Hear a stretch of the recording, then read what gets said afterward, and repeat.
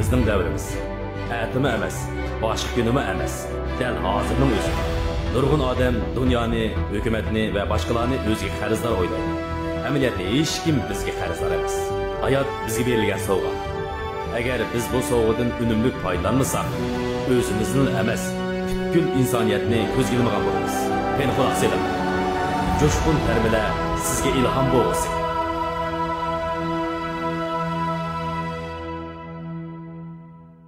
Mo'shtobning o'zida butkul mamlakatdagi oliy maktab, to'liq o'tira va to'liqsiz o'ttir maktablarda sonsizlagan o'qish bitirish nutq so'zlagichlar o'xshash nutqlarni so'zlamoqda. Ular nutqida bugundan boshlab yangi safarga otlanasizlar. Bugun sizlar uchun yangi bir boshlanish, hargiz oxirlash emas. Shunga olg'a qarab meninglar deydi. Meningcha bu gaplar xato emas.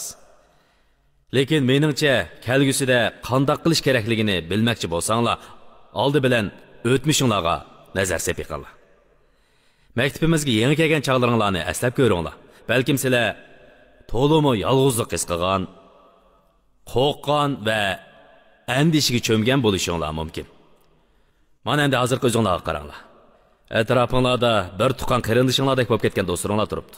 Ham sizlarda buningdan keyingi o'rganish hayotinglarga nisbatan to'lib tashqan ishonch bor. Hamsi nemishqa mushundaq o'zgarishlar yuz berdi. Buningda sizlar savodoshlaringlarning darsxonada, tanarkat maydonida va yotoqda sizlarga bergan yordami va qo'llab quvvatlashlarga rahmat aytishinglar mumkin.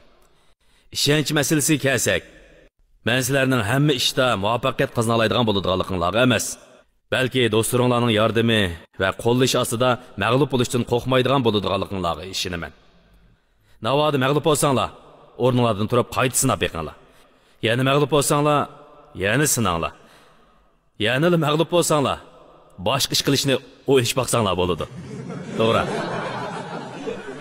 Sizlarni bugungi o'zinglarga aylantirgani muvaffaqiyat emas, balki mag'lubiyat. Odatda o'qish bitirish